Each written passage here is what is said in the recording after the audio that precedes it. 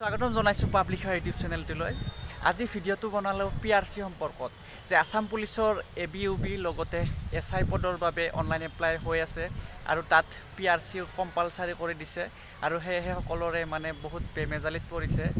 মই আজি ফোন কৰিলোঁ অসম পুলিচৰ হেল্পলাইন নম্বৰত আৰু তাত ক'লে যে PRCখন লাগিব আৰু দুইদিন মানে ধৈৰ্য ধৰিব ক'ল, দুইদিন মোক অপেক্ষা কৰিব ক'ল। দুইদিন পিছত হয়তো নটিচ ওলাব, PRC নোহোৱাকৈ এপ্লাই কৰিব পাৰিব।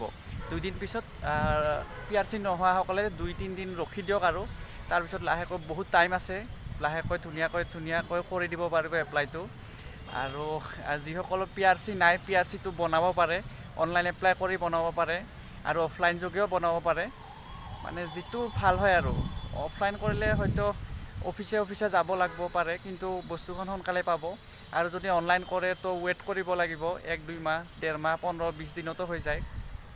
তো এইখিনি আছিল। PRC নথকাসকলে PRCৰ কাৰণে এপ্লাই কৰি দিয়ক আৰু যিসকলৰ নাই আৰু 2-3 দিন ৰখক, তাৰপিছত নটিফিকেশ্যন ওলাব, PRC নোহোৱাকৈ ধুনীয়াকৈ এপ্লাই কৰিব পাৰিব। তো ভিডিঅ'টো এইখিনি আছিল।